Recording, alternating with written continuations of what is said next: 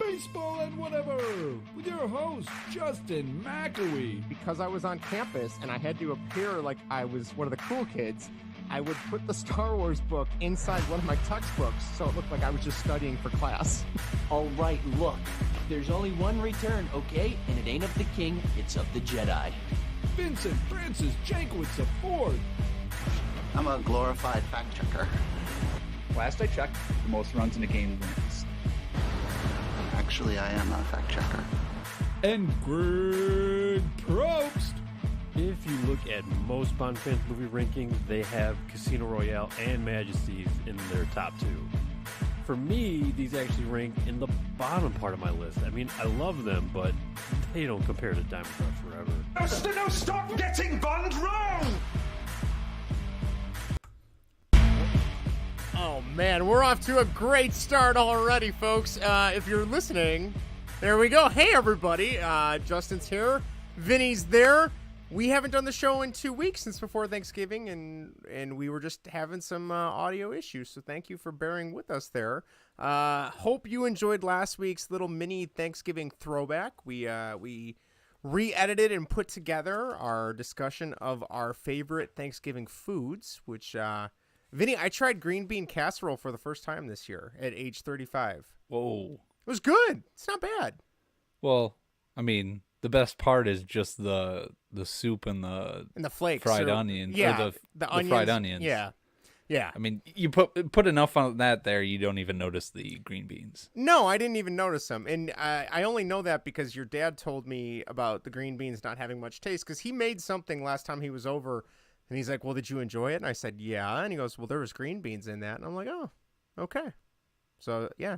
So there you go. I'm broadening my palate at age 35. Look at you. Look at me. Look at you. I'll be having such an adult. I'll be having sushi and that's one thing I haven't You've never had sushi? Never had sushi. I wouldn't mind trying it. What the hell is wrong with you? Well, we don't have enough time, Vinny. This is only we an don't. hour and a half podcast.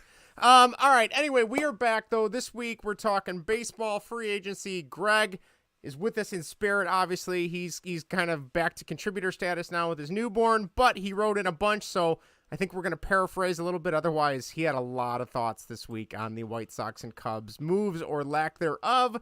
We'll also talk a little bit about the Bears, and we even had a Twitter question for Vinny about the Bears and a Blackhawks question, or I think an NHL 23 question for me in hockey, which we haven't even bothered to talk hockey this year, really, or this season, because, well, the Hawks are god-awful. They've lost 14 of their last 16 games.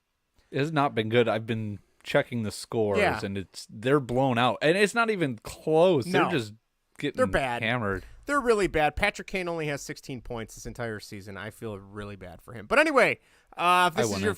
But no, yeah, he's making plenty of money. If this is your first time finding us, thank you for listening. We talk Chicago sports for the first half, and then we pick a pop culture topic for the second half. This week, we are ranking our top 5 best 90s action movies. This was Vinny's idea, and I immediately had like 2 or 3 locked in, and then the final 2 were a little bit tougher. I don't know about you, Vinny. The whole list was impossible. It's tough. Like we were talking about it beforehand. Like this list could change every hour. I mean, I'll probably change it maybe 2 more times before we actually get to saying our list. I feel like it depends too. Like there's a recency bias. Like what have I just seen on TNT or like TBS or cable recently that I watched? Good thing I don't have cable. See, that's a good thing for you. All right. So if you would like to write into the show, you can do that in a variety of ways. First off, you can find us on YouTube at youtube.com/baseball and whatever. We are up to 140 subscribers. Thank you very much. Whoa. All right. Look at us. Look at us. I think it's Dad Cod. Yes, I think Dad Cod, Greg's Call of Duty. He almost has me convinced to buy Call of Duty. I've held out, and I don't know if I will. Just do it. Well, we can get into Black Friday shopping in a second. You can tweet us at Baseball and What. We are almost at 1,000 followers. You can email us at baseballwhatever@gmail.com. Find us on all your podcast apps of choice. And lastly, you can also leave us a voicemail or text in on the text line at 1-913-808-3278. That number again is 1-913-808-FART. Great job. Great job. I love the analog sound effect, Vinny. Very well done. All right. We are first going to talk, though, it's 78th episode, so we got to talk famous 78s. Who wore 78 in Chicago sports? Vinny, you said before the show started, it's all Chicago Bears, which is probably my least recognized numbers when it comes to Bears players. So I am going to be no help, which isn't very different than most weeks when it comes to this segment. So what do you got for me for famous 78s? Not a lot. Boy, it's pretty barren. Dakota Dozier. I remember the name. Offensive lineman he wasn't that good. Riley Reef is currently wearing it. Okay. This year. Before him, Jason Spriggs rings a bell. James Brown, not the singer, but the guard, wore it for a season. Let's see, John St. Clair. I remember him. Yeah, it was 2005 to 2008. Okay. Tackle. Yes. Blake Brockermeyer. Was he a linebacker? He was. Who am I thinking of? Tackle. Okay, I'm thinking of someone else. Hunter Hillenmeyer. That's who I'm thinking of, Hunter Hillenmeyer. And probably the most notable one, Keith Van Horn. Yes. 1981 to 1993 on the Super Bowl 85 team. Before that, Bob Newton, 1971 to 1975. And the other famous one, Stan Jones, 1954 to 1965. He's in the Hall of Fame. Guard, defensive tackle, and offensive tackle. I just have the Mike Jones song stuck in my head now. I don't know who Stan Jones is. Stan Jones, 7-time Pro Bowl, 3-time All-Pro, 1-time NFL champ. But was this Hall of Famer, like, man? Was this like when the NFL was a bunch of farmers and like they didn't, plumbers? They were always plumbers. They were all plumbers. There was no forward passing. I don't. It's like, is this what we're talking about here? Okay. 1954 to 1965. So yeah, probably. Vinnie, when the Bears' great quarterback was there. Vinnie, you probably could have been a Hall of Fame tackle in the 1950s for the Bears. I probably those guys. What? I mean, they were scary. Yeah, they were scary. Fair enough. I don't know. You got anybody else, or is that it? That's it. All right. Well, that was simple. That was easy. I actually, somebody I used to hang out with after college, she, kind of one of our friends in our group of friends, her uncle was Keith Van Horn, oddly enough. Oh, interesting. Yeah. Never had the guts to go up and talk to him, but seemed like a nice guy. I don't know. That's all I got for you. I don't really have much else to say about him, but as most of my stories go. All right, we do have we had one text this week. Pretzel Vince wrote in, and I think it's because we were talking about Red Grange prior to Thanksgiving, if I'm refreshing my memory. Number 77, and we found out that Red Grange's nickname was the Wheaton Iceman, and the reason for that is because he delivered ice to homes when he was growing up. Fun fact. Interesting. Yeah, I didn't even that's know kind that of was a thing. Yeah, well, I mean, that was back before they probably had electricity. Yeah, or refrigerated trucks. Very scarce. Yeah. But that's kind of a lame way. I mean, I feel like he could have, like, Iceman, like the guy that just was out there running over people during the frozen winters. And Loved stuff watching like that. Top Gun. I don't know. I'm kidding. I know, a different time Right? frame. But Probably not Top Gun, because I don't think Tom Cruise was born then. Val Kilmer's character is named after Red Grange, I believe. Probably. But yeah, that's kind of a lame nickname. Yeah. It's too obvious, I guess. That'd be like if we called you, like, I don't know, the numbers guy or master of Google Sheets and Excel spreadsheets. I don't know, like that's a terrible nickname. Please don't have that stick. Fair enough. All right. Well, thank you to Pretzel Vince for writing in. We do have Greg wrote in. He's got plenty of hot takes. Greg, I apologize. I'm going to admit a lot of these hot takes, one in particular, I have no freaking clue what you're talking about. So I'm going to leave that one to Vinnie. But let me get the sound bites ready because we're having some audio snafus. Here we go. Greg's hot takes. Now you want to get nuts? Come on. Hell yeah. All right. Want to get nuts? Come on.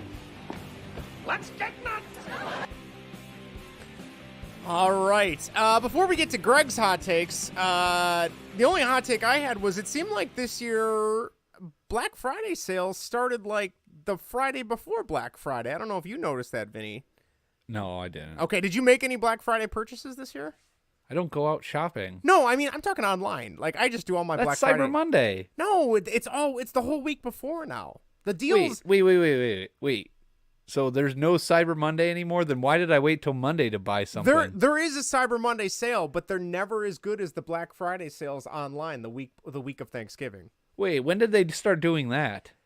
They've been doing the Black Friday sales online, like would start on Thanksgiving. This year they started them on the Monday of Thanksgiving for most companies. Because I bought way too much stuff that I shouldn't have bought. So I bought some hats. I bought a Mario Party game to play with my nieces and nephews. I got all my Christmas shopping done.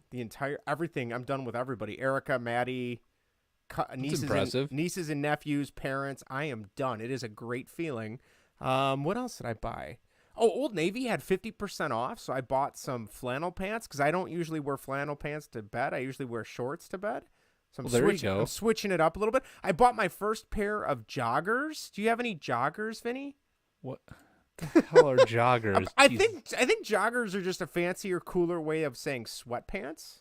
Okay, I don't know. I have sweatpants. Okay, I mean, I don't know what's different about them. I'm gonna find out because I have not had a pair of sweatpants since like 6th grade. So I'm diving. What the hell is wrong with you? I don't like, especially for someone that naps like you do. You would think that you have like a bunch of cozy clothes. I nap in jeans. What is wrong with you?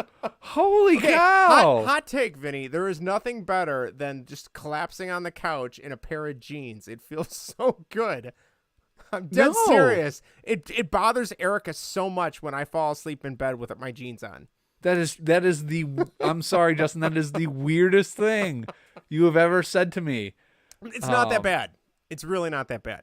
That's weird. I mean, I'm not wearing skinny jeans either. No, it's weird. I'm just wearing jeans, straight jeans. No, there's something comfortable. It's like a comfort blanket for me. That's no. Nope. I'm with Eric on this one. Jeans, get rid of keep your pants on, but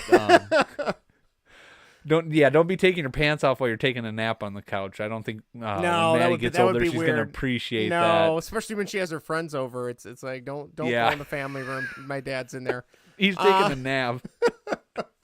It's like that Simpsons episode with Homer gaining so much weight so he could stay home. He's got the moo. I'll just have walking around with my pants on. All right, well we'll skip the Black Friday talk. But anyway, Greg brought up the new bond. I have nothing to contribute to this topic, but if you want to try and explain it for him, feel free. Okay, Greg writes in. He says probably fake news. But several news outlets are reporting that Aaron Taylor Johnson, I don't know if you remember him, Justin, it's an MCU character, so probably not. Probably not, no. He was Petro Maximoff. He's the front runner to play the next James Bond after he had a private audition with Eon. Whether it's true or not, I like it. I could see it. I didn't even know he was a Brit. Neither did I didn't realize it either. He plays Wanda Maximoff's brother in what's the second Avengers movie? Is it just Avengers 2? Age of Ultron. Sure. I've seen both of them, but yeah. And he's in that. He's Quicksilver, who's also, I can't think of the other guy in the X-Men movies. You can help me out with that one. That's your forte. Who plays Quicksilver in the X-Men, recent X-Men It's a different movies? Guy. It's the same guy that's in WandaVision, right? Yep. I don't know what his name is, but I know you're talking He plays the serial killer in that recent. I want to say Dillinger. That's not it. The guy that was in Milwaukee. Oh, Dahmer. People. Dahmer. Yep, Jeffrey Dahmer. So yeah, I can't think of his actor name right now, but yeah, it's an interesting one. Yeah, I don't know if I like it, but whatever. I mean, I feel like they'll get it right. I don't speak for Bond Twitter or Greg, but I don't know who they've gotten really wrong recently. I mean, Pierce Brosnan was a home run. Daniel Craig, I feel like, was a home run. Dalton, I know Greg likes the Dalton movies. I haven't seen them. I think Lazenby was like the only one where I don't think people really like George Lazenby. He only did one movie. I don't think so either. Yeah. So I don't. Whatever they end up going with, I'm sure will be good. I'm sure people will be pissed about it to begin with. I know Greg didn't like Daniel Craig to start off. So and look how we'll turned see. out. And Greg's hot take on this says, here's something to piss off Bond Twitter. I think the next James Bond should wear a beard and mustache. Interesting. Are they not allowed to do that? Well, James, he's always been clean cut shaven. Yeah. Oh yeah, I guess you're right. I mean, what are we talking? Are we talking like mountain man beard mustache? I'm assuming it's like clean. Greg's thinking like clean shaven. I want a mustache. man bun and a goatee. Ooh, maybe not that far. I don't know.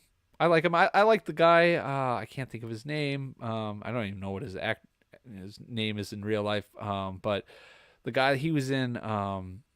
I can't even think. I want to say Downton Abbey, but that's not the show. It's the one on Netflix that came out. The Crown. Was it The Crown? Not The Crown. It's just a drama series, but takes place during the same period. Bridgerton. I didn't. He was the Duke in the first season. He's not in the second one. Gotcha. But he's been rumored to be Bond. He'd be pretty good, I think. Pretty suave. So yeah, it'll be interesting to see who they pick. Who knows? I know Greg always says that he seems that they're pretty far out in picking a new Bond. And I know Jack Lugo, when he was on the podcast, said it might be up to a year or so. That would check out about right on them picking one. So who knows how close they are to picking one, but who knows? I'm sure it'll be fine. I don't have a feeling on it either way. It'd be nice if they picked one. The important thing is when this movie gets made, as long as your mom is able to spoil it for you prior to seeing it, that's the important thing. Yeah, I'm sure she will. Because it's going to happen. I hate to say it, but yeah. So yeah, so I could care less. I'm sure they'll pick a fine Bond. I just want them to. I'm sure, like most people, just want them to pick it, and let's get the new movies going now. Yeah, sounds good. Greg's other hot take. He is our MLB The Show aficionado. I feel bad. I bought it. I played it a little bit when I bought it. I haven't had time to play it at all lately. The cover athlete's going to be coming up pretty soon, and he suggests that he thinks Aaron Judge makes the most sense. But the two reasons he won't be it is, number one, he was already on the cover back in 2018. They did have Joe Mauer on the cover back-to-back years in 10 and 11. I think I bought one of those because I want to say I was still living at home for one of them. And he's also a free agent, which could be a problem. They had that problem with Bryce Harper a couple of years ago because they had him on the cover with just like I think it was like a plain uniform until after he signed, then they redid it. So overall, his prediction, though, is Julio Rodriguez to be the cover athlete of the show, which should be announced fairly soon. And lastly, he said he saw the new Super Mario Brothers trailer, and he cannot wait to see this movie. He loves Charlie Day as Luigi. And I agree. I'm kind of excited. I do not like Chris Pratt, though, as Mario. I think it's really lame. I don't know about you, but the other voice actors sound great. I haven't seen the new trailer. I saw the little teaser trailer that first came out, so I haven't seen the new one, and I think the first one just showed Bowser. Yeah. And maybe Mario. Yes, Jack Black is killing it as Bowser, I can tell you that much. That's awesome. Yeah, I don't know. I like Chris Pratt. I think I get why people don't like him. That's kind of like too much Chris Pratt, maybe. Yeah. There's a lot of, he's in the news a lot, but yeah, I don't mind. I'd have to see the new trailer. To make a definitive thing. Definitely check it out. Charlie Day has some good lines in there that seem pretty funny. So, all right. Well, before we move on to our hot stove baseball talk, we'd like to thank our partner In the Clutch for joining up with us on Baseball and Whatever. You can head to intheclutch.com for your favorite MLB, Negro League, and MLS apparel, along with great shirts to rep your favorite retro hockey, baseball, and football teams. Even better, if you go to intheclutch.com right now at checkout, use promo code BASEBALLANDWHAT, and you will get 10% off your order. So thanks again to the folks over at intheclutch.com. Let's go to the baseball talk. Baseball. Welcome back to Major League Baseball. Sort of. Taking a look at Chicago's two favorite teams and other happenings around the MLB. All right, I'm thinking, Vinnie, should we knock out some of these free agent signings? And then I know we've been taking one position each week for the Cubs and Sox, and I think we're going to take second base this week, if I'm not mistaken. That's correct. All right, so let's get through. There were a few signings this week. Not much has happened, unfortunately. It's been pretty dead across the league. But I believe, did Greg find these as well? Or did you find these? He did. He did all this. Man, this man, for even telling me he was downgrading his status to contributor as opposed to host, he is doing more research now than I think he ever did. So, all right, first off, he said Carlos Santana signed a 1-year, $6.75 million deal with the Pirates. Great thing about that is their biggest free agent signing in terms of dollars since Daniel Hudson's 2-year contract in 2016. Holy God, cow. the Pirates are an absolute joke.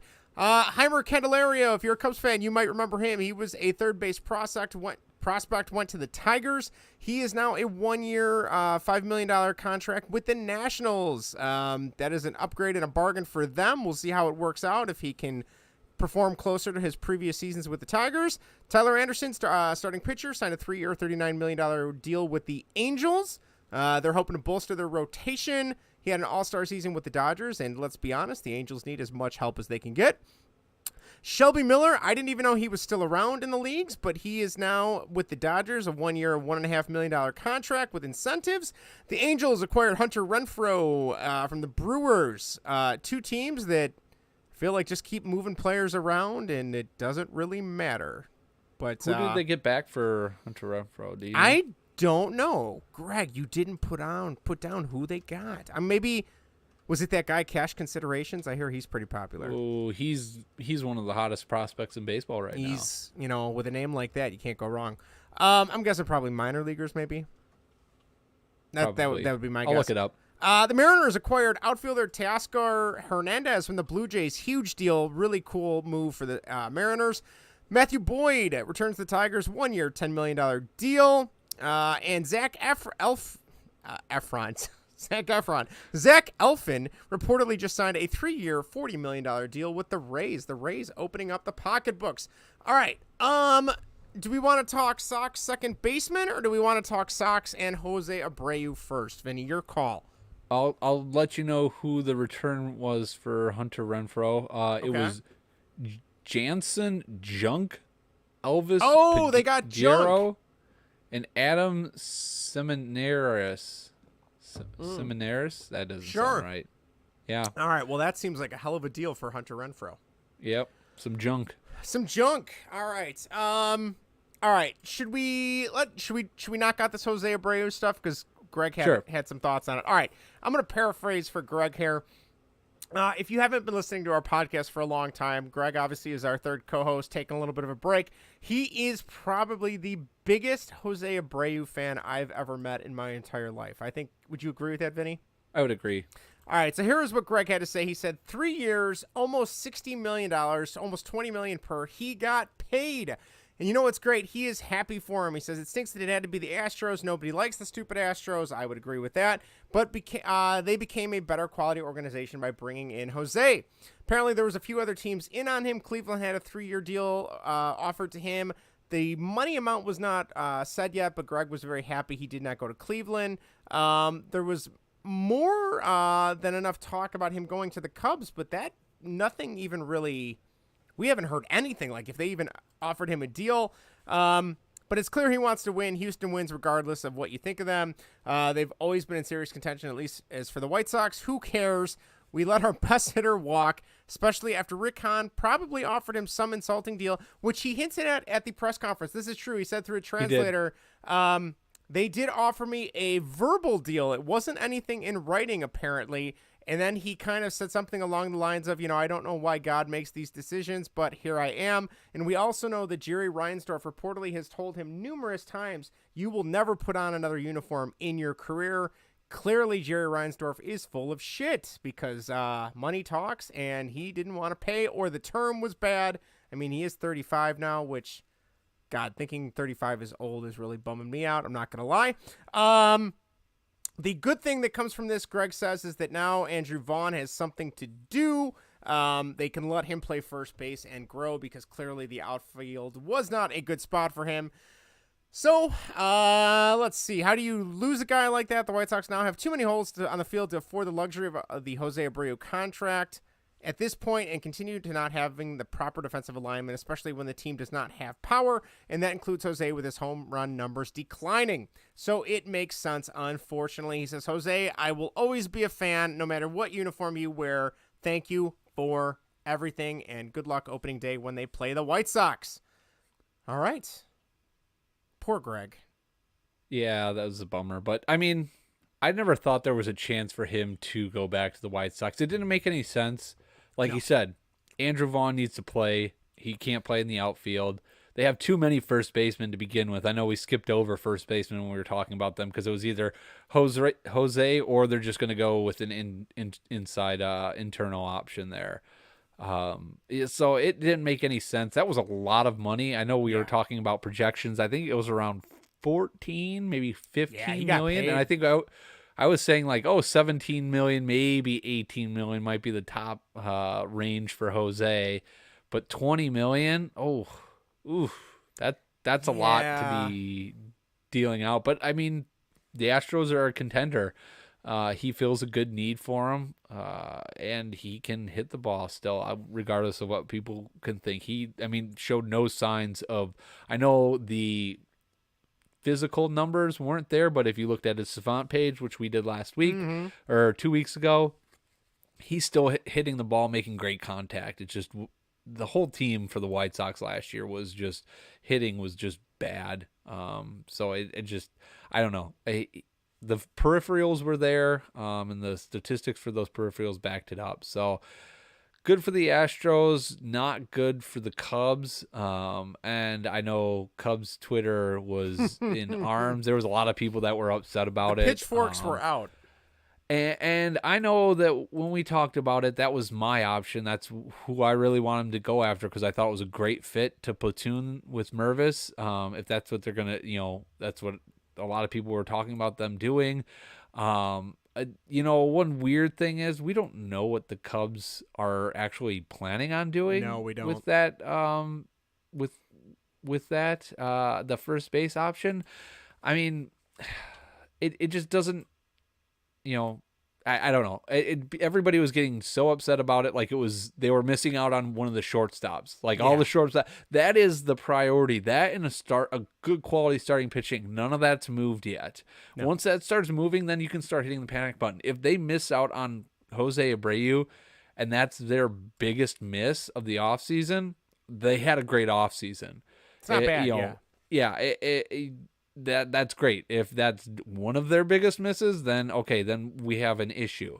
I know we talked about it last week, and I talked about Jose Abreu and his splits at Wrigley. I found those, and I compared it to the other options, and I don't know if they're gonna go with Patrick Wisdom at first base. That could be a possibility that, have him and Mervis be the platoon there. If we're going to platoon, why are we going to pay a guy a bunch of money to do that and just be a DH?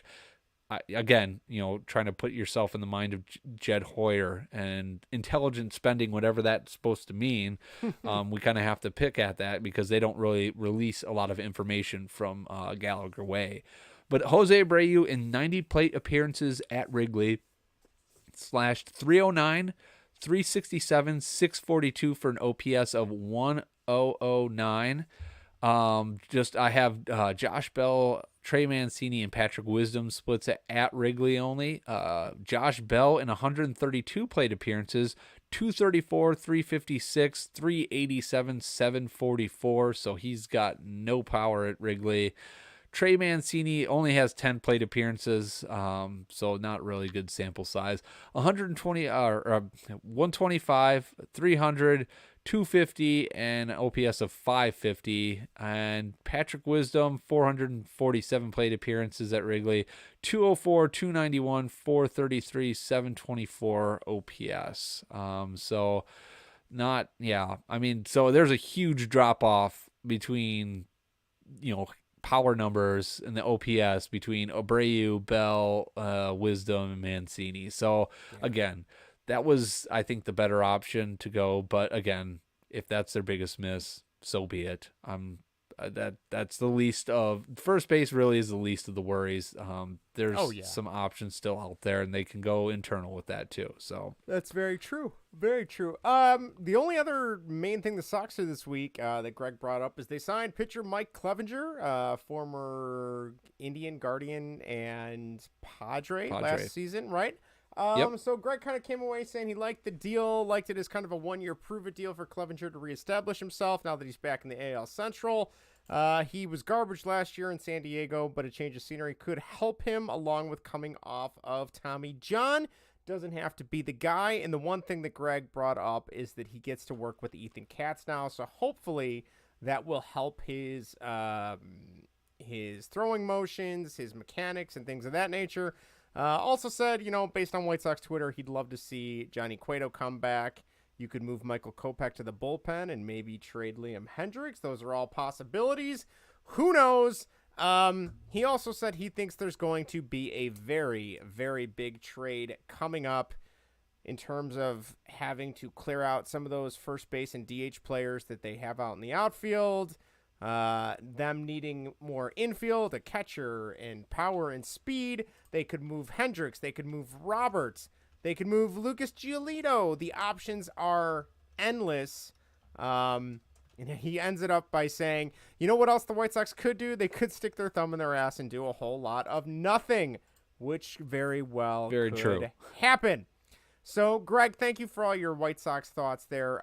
Vinny, let's talk about who are the White Sox going to have as a second baseman? That I don't know. I don't think they're going to get – they really don't have any room for payroll. I think with Clevenger, they're right up around I think there was maybe they're like $17 million or something like that. I saw someone had posted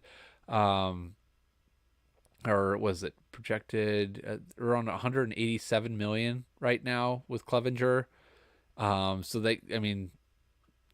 Is Jerry Reinsdorf going to go over $200 million for the payroll? Not a chance in I'd hell. be shocked. The threshold's 233, I think, right now. So, they still got a ways to go to that. But Jerry Reinsdorf doesn't spend. We know that. How much more does Rick Hahn have to play with? I think Greg's right. They're going to make trades. They're going to have to they're going to get rid of Liam Hendricks, I'm assuming. That seems to be the common thread in this whole thing. Most valuable, and he's also, what is he making? It's less than what what's his face gotten, Diaz gotten in New York from the Mets. Correct. That's correct. I can't find his name here can't find it. But he's getting paid pretty well. That would clear up some space. But for second baseman, it's not pretty. I know Gene Segura has been mentioned a lot, and he's probably the best out there. What are they going to get? Adam Frazier finally? Yeah. Yeah, I just maybe Dixon Machado makes his way over there. He's a free agent. You never know. You never know. Maybe Yomer Sanchez makes his way back to the White Sox. There's not second base is bad. It's not a good look this season, that's for sure. No. Shouldn't have traded Nick Madrigal. That remains to be seen, though. No, I know. Remains to be seen. Really, in theory, getting one of the big shortstops and moving, Tim Anderson over, or getting like Trey Turner, moving him to second would be great. Right. That's never gonna happen. No. So I'm thinking maybe Gene Segura, maybe Adam Frazier. I don't know. Gene Segura, I could see maybe, but I could also just see them like pulling someone off the scrap heap and being like, hey, like a Josh. Who'd they have last season that they let go? Josh Harrison. Not him, but someone comparable to him, and being like, look what we got, and it's not gonna settle the fan base at all if they do. So that. SpotTrack has 14 players listed as second baseman. Of the 14, 4 of them are ex-White Sox players. Okay. Josh Harrison, Cesar Hernandez, Yolmer Sanchez, and Danny Mendick are all listed on there. Oh God. And Wow. it's not pretty. I don't know who they're gonna get. It's Not good. Not good. And I think who's the Lennon Sosa, I think, was playing second base he was last playing year. second a little bit. Yeah. I don't think Jake Berger is going to be a second baseman. I know like last year we were talking that he might be a second baseman because I think he was doing some off-season work at second base, but I don't think that's an option at all. So, yeah, I pray that they do. Maybe they can make a trade for a second baseman. I don't know what the trade market looks like for second baseman and what teams are hoping to give up, but yeah, free agency's not good at all. Yeah. And Adam Frazier, I mean, he was terrible in Seattle. He was not good. He was terrible after he left Pittsburgh, but I mean, and his market value they have at $10 million. I'm assuming the way guys are getting signed for how much they're getting signed for, that's probably going to be way more than what it should be. Probably be $15 million at least. Right. Clevenger I thought was going to get like maybe around 10 at the most, and he got 12. So guys appear to be getting overpaid right now. So we'll see. Second base is just ugly right now for the free agency market, which is not good for the White Sox. Well, before we transition a little bit into who the Cubs could have at second base, this kind of is a perfect time to bring up what Greg had to say about the Cubs. And I'll be honest, I can't speak for you, Vinny, but granted they haven't signed yet, but I'm still kind of just riding it out, and I'm not too anxious or too worried about this offseason yet with the Cubs. Now, if come next month, 2 months, we're sitting here and we don't have one of those 4 shortstops that are available, and there's ones that certainly are higher ranked than others, then we can discuss. But Greg kind of came in and said, all right, he goes, the Cubs are linked to trading with the Rays. They're linked to Carlos Correa and Cody Bellinger. He says, here are the Cubs headlines right now. They have a chance at blank. They're involved with blank. They could land one of blank. The Cubs have big interest in blank. His thoughts, the Cubs are full of shit. He said, prove me wrong because you're not doing this right now. What are you doing? This is very interesting from Greg. Greg is usually, I feel like, more mild. Not mild manner is not the right word. I don't know what he is, but he says... Not this passionate about the Cubs. No, not this passionate about the Cubs. I'm a little worried about him. He said, Tom Ricketts, remove your thumb from Jen Hoyer's ass. You have a lot of money. Winning shouldn't be this far away. Good God. All I know are the Cubs are involved or heavy favorites to land one of the 4 shortstops. Then go out and do it. Why wait for the winter meetings? You could have this done already. So, I get where Greg's coming from, but I feel like, you know what? No one else has picked any of them up yet. The dance has not started yet.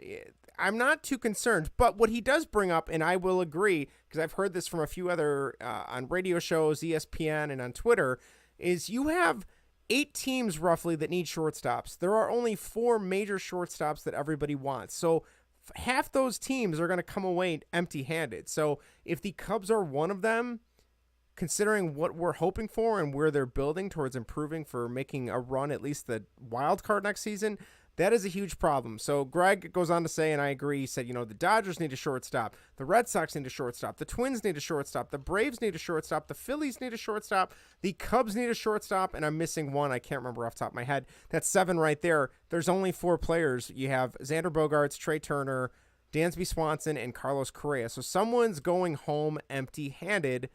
I'll be honest, I would love Carlos Correa, and if I can't have Correa, I guess Trey Turner, and then Xander Bogaerts and Dansby Swanson. I that's like a consolation prize, I guess, for me. But the Yankees, that's the other team. I'm sorry. The Yankees are out there, and they're just going to throw money at the problem. And if you get somebody that just says, hey, like, I want to be a mercenary and I want to play for the Yankees because they're going to pay me and we're going to have a decent team, that could totally mess up what the Cubs have planned, unless the Cubs can show these players, which they could not do for Carlos Correa last season, hey, we're ready to go. We're ready to rock, and this is our plan. So I don't know, like, Vinny, what's your take on what's happening or lack of happening, I guess, at this point for them. Yeah, it's very slow moving. Not just, I mean, it's not, everybody's in this boat right now. Everybody's linked to everybody. You know, you're talking about the Yankees. They're trying to sign Aaron Judge right now. Like they got that big contract to worry about. You know, this isn't the 90s Yankees anymore where they're just throwing money. It's, I mean, you know, they're the evil empire and everything like that, but they haven't been like we're going to go out and get anybody A-Rod we want, and, you know, Jeter. You know, they're not like that anymore. At least it doesn't feel like it. Not as quite. No, not as quite. No. And so, yeah, they definitely could. They just threw money at Anthony Rizzo. We'll see what they end up doing, you know, with Aaron Judge. If they land Aaron Judge, I know the Giants are heavy on They're trying Aaron hard to Judge, get him, which is surprising. You know, the Cubs right now, they're at 41 million. They have a ton of room to get up to that, almost 100 million to get up to the 233 luxury tax. Obviously, they're probably not going to get up there this season, but I mean, 60 million to get up to 200 million. They should easily be past that, and they should be just fine. They're opening up a new sports book, so the wheelbarrows of cash should be coming in because they had the wheelbarrows of cash last season that they never used that are supposed to be rolling over into this season. And the thing is, they could be throwing money. Every team is trying to budget. I know that there's not a salary cap, but yes, teams have Luxury budgets, tax, obviously. You know, it sucks. I'd rather them just have a salary cap so we don't have to talk about all this BS crap on what teams should be spending. It's nice when there's a clear-cut definition. Hey, they have X amount of dollars, not, is the owner letting them spend this money? Like, and it's obnoxious that we have to sit here and speculate on what a team's budget is. But yeah, and the players, the top shortstops, they're going to be holding out too. Yeah. They're not all going to sign quickly. They all want the top dollar. They're all, they're waiting for the shoe to fall so they can say, X player got this, I'm worth that. And there's probably a lot of jockeying going on right now. I'm saying, we'll offer you this. Well, I'm more than that. Well, this player, we're offering that. And then, I don't know what negotiations are like. I'm only speculating on what I think they are. But I'm assuming that there's a lot of jockeying going around on those big four shortstops. And I think that's something that's holding up is there's a lot of teams in it. So that's probably just raising the price on players. And you have 4 of them right now. So, okay, I want to offer you this. Well, I got 6 other teams that are offering me this. There's a lot that's going on. So I'm not surprised that the 4 shortstops, I think that's going to probably be winter meeting type stuff. And that's usually what happens, right? The winter meetings happen, and that's when all these big signings happen. I remember that's when I think Alfonso Soriano signed with the Cubs was over winter meetings. So, a lot of stuff happens then. I'm not going to get all up in arms about them not signing anybody because nobody's moving. This isn't like last year when the pitchers started going off the market and the Cubs were just twiddling their thumbs waiting, and it's like you got to sign somebody. There's nobody left. I mean, everybody's still there. I don't know what they're doing. As of right now, they're linked to everybody. Okay, that's a good start. Hopefully they can sign somebody. I'm not gonna be sitting here getting upset and yelling and shaking my fist, and saying, curse you, Tom and Jed, and get it done. And that's fine if you want to, but I don't see any point to it right now. I mean, not yet. Yeah, there'll be plenty of time for that later in the season. Yeah, I mean, we can do that. We can do that in spring training when they roll out another quadruple A team. But as of right now, I don't know. It's just too early.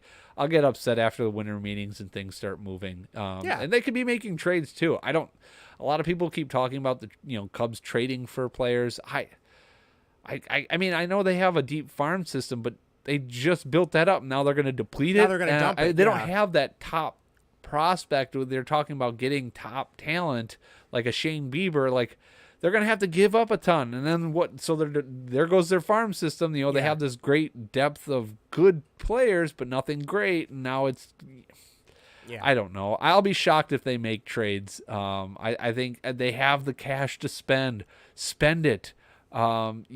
Trades are good for, why trade players when you have a lot of holes to fill and you have a lot of cash to fill those holes. You don't need to be trading players out of your farm system for it. I agree. I don't see any trades happening. Maybe they do, but I think they need to be spending money and signing players. And I'll wait to get upset. It's still early.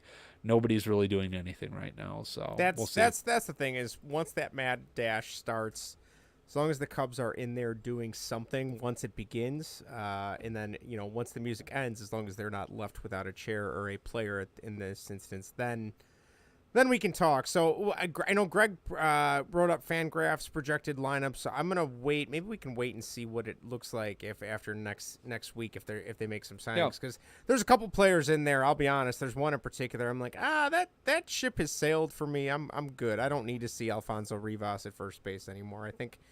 I don't know. I hate to close the book on him because he's still young. I know you do, because he's your guy. Yeah. You are on the Rivas train. And you know what? And I hope I could be wrong. I feel like he didn't necessarily get the best opportunities last season because he was. I don't think so either. He was going back and forth a lot to Iowa, which doesn't help, or sitting on the bench, And I also noticed watching Frank Schwindel out there. Schwindel not hit tanks. And I would love to see. Is Mervis left-handed or right-handed?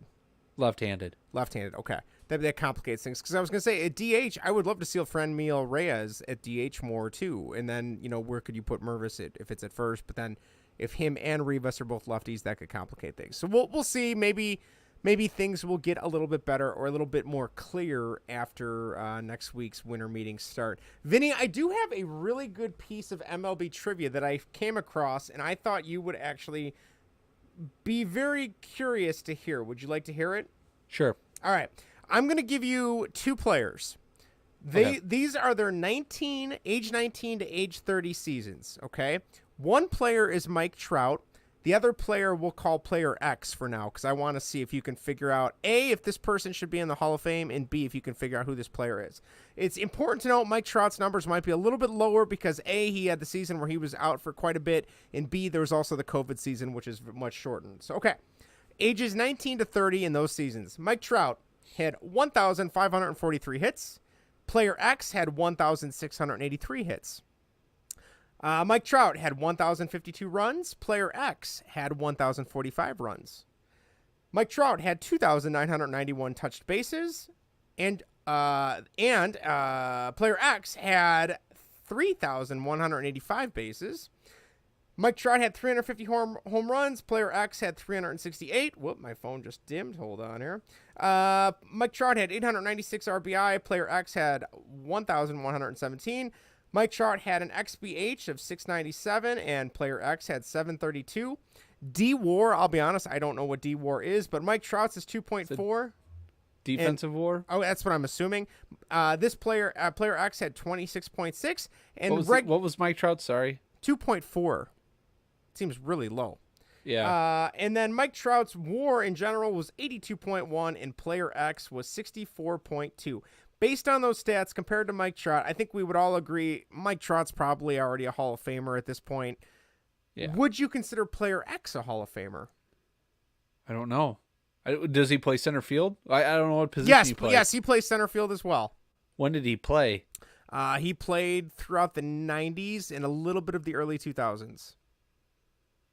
Played mostly for one team and then kind of jumped around teams at the end of his career. He was a center fielder? Center fielder, correct. He might have been on the World Series team. I can't remember if he was there when they won. Did he play in Chicago? He did, I believe, for one season. Oh, one season. Maybe one, maybe two. But he was kind of pretty much on the decline. And I will tell you, this player, when you ask if he's a Hall of Famer, I would imagine you don't even give him a second thought to be a Hall of Famer, or he's a fringe Hall of Famer at best. I can't think of it. It would be Andrew Jones. Atlanta Brave, right? Yes, correct. Yes. So I always considered him pretty good when he was with Chipper, but those numbers are way better than I remember. Way better. I've always thought he was really good. I don't know. I remember him being really whenever good with I hear Atlanta. his name, I saw him on the list there, and I thought, I was like, oh yeah, he'd probably get into the Hall of Fame. So I would say yes. Like Yeah, that I was think so. always my thought. I didn't ever thought he was just okay, but again, I wasn't watching a lot of baseball, so Yeah. I think probably when I did, it was highlights and stuff like that on ESPN. So I feel like when he was a Brave, he was young. He was really good. And then I want to say he went to the Sox for a season or two. He was in LA for a season or two. And then the wheels came off really quick from what I remember, to the point where I want to say he was like DFA'd or kind of just sent down, and like that was the end of it. I don't know how his career ended, but I remember it being very unceremoniously for him. So he was with Texas at one point. was he really? Yeah. God, I don't even remember that. Texas in 2009. Wow, he played a lot longer than I thought he did. Yeah. Let's see here. Was he on the Braves World Series team in '95? I don't think he was there yet. I could be wrong though. 96 is when he Okay, he came the next year. came up with the Braves in 19. Okay. Yep. Gotcha. Played with the Chicago White Sox in 2010. Okay, that would have been at near the end too. Yeah. Yeah, when you said center fielder and fringe Hall of Famer, I was thinking Juan Pierre. Oh God, I wouldn't even have put. Now, yeah, I guess. Well, yeah. I don't know he's what his another one. numbers are. I know I don't know his he got numbers a either. ton of hits. Yeah, when he was in but- Florida, he was a machine.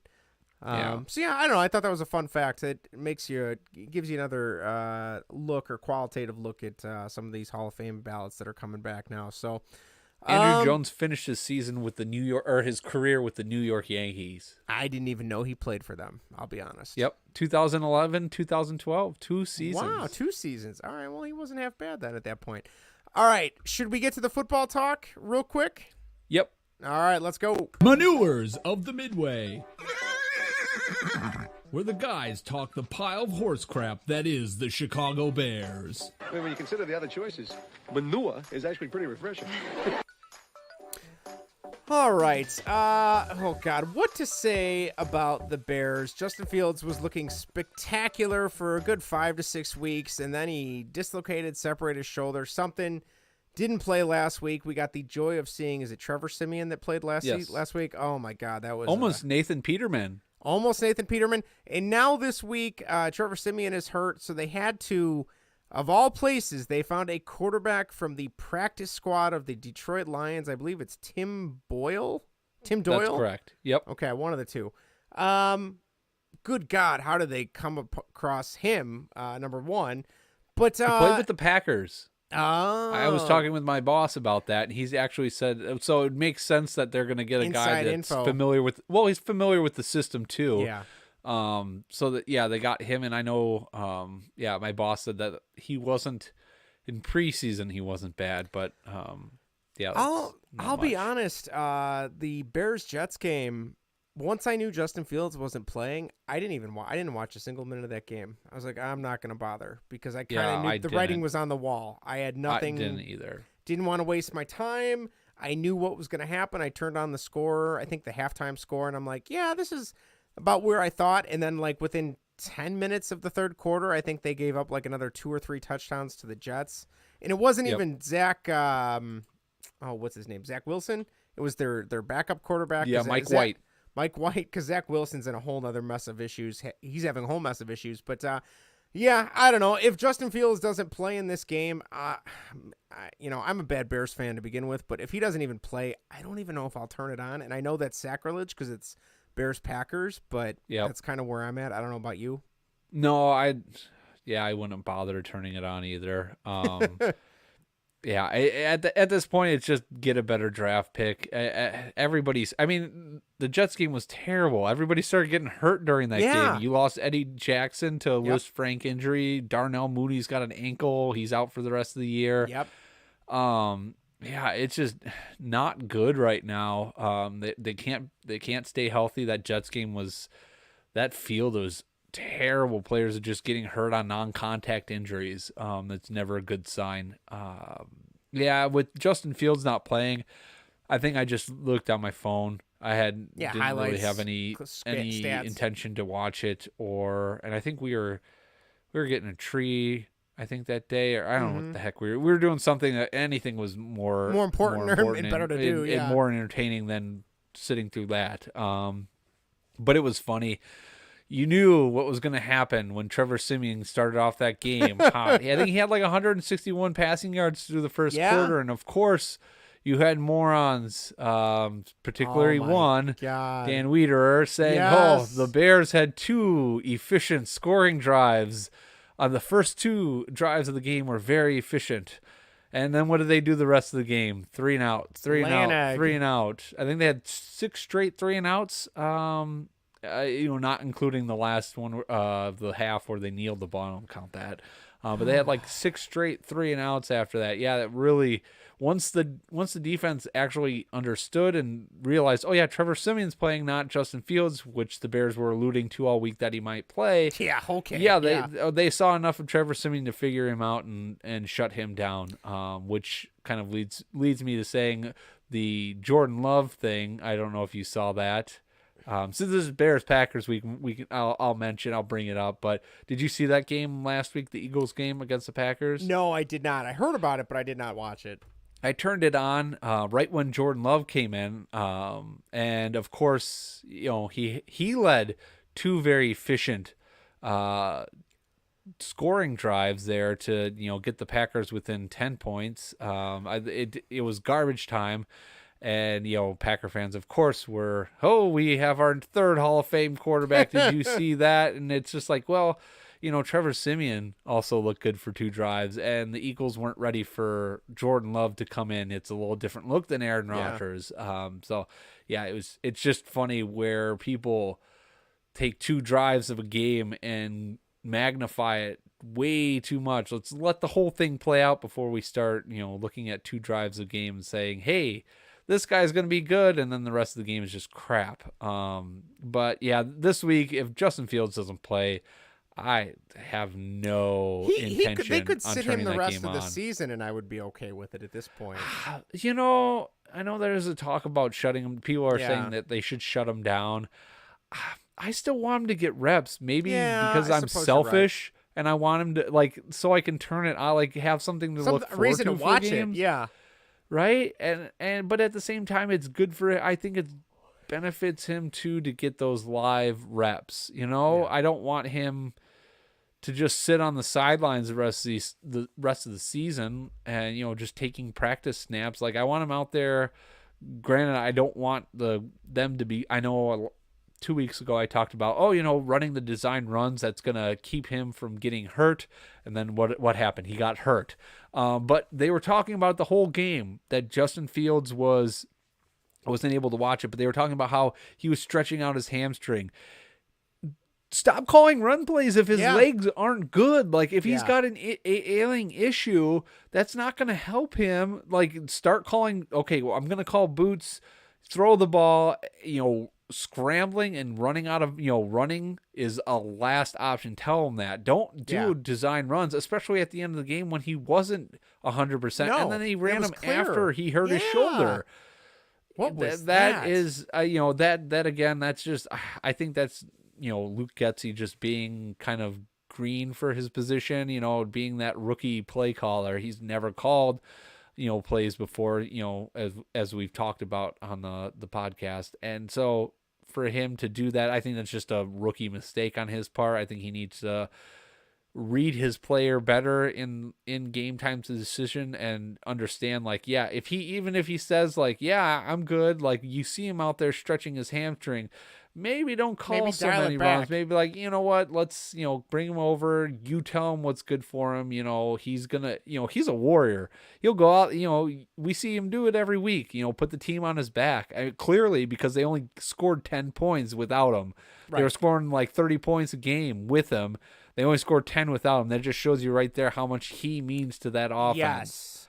And that's what blew my mind is there was people calling into the Score, the sports station out here, just Justin Fields didn't, or Trevor Siemian didn't do anything different than Justin Fields. It's look at how many points each player was able to put up. They both Yep. have no offense around them and no support, and you're going to compare the two of them? Give me Yep. a break. Yeah. So, I don't know. It's ridiculous. We do have a Twitter question, Vinny, for you. This is directed at you. What if the Bears did trade for Russell Wilson a few seasons ago? We were so worried about potentially giving away all of those picks and Russell getting a career-ending injury. Now, would it have been having no picks and praying he does get a career-ending injury? What do you think if the Bears had traded for Russell Wilson? Thank God they didn't. Yeah. Yeah, I know. That was the joke, is that they would trade for him, have a Hall of Fame quarterback, and then he would, get hurt and never be able to play for him. That probably would have been better for his career than what he's doing in Denver right now. I did not see the Denver thing coming. Yeah. It's just, that's weird. Russell Wilson's kind of a weird guy, though. Yeah. The more that's coming out about him, running around on the plane, doing exercises. Yeah, it's kind of strange. Calisthenics while other guys are trying to sleep. It's just, oof. Yeah. Thank God they didn't do that. Thank God Pete Carroll was wise enough to help Ryan Pace out and tell him no thanks. We're good here. Yeah.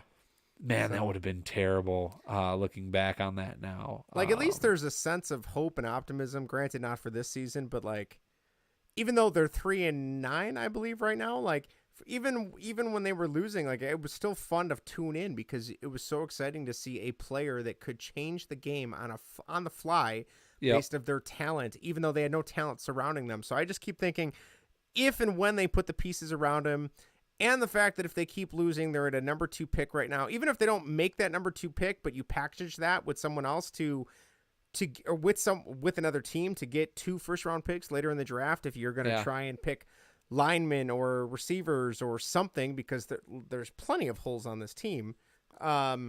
It's exciting. So hopefully that continues. And if they do lose, I'm not advocating for them to lose on purpose, and I know players and coaches would not ever do that. But if they do, it's not the end of the world. That's kind of where I'm at right now. So yep, that's right. All where right. I am. We do have one Twitter question about hockey, so let's jump real quick to that, and then we will get to whatever. Here we go. Used puck bags. Hey, shut up!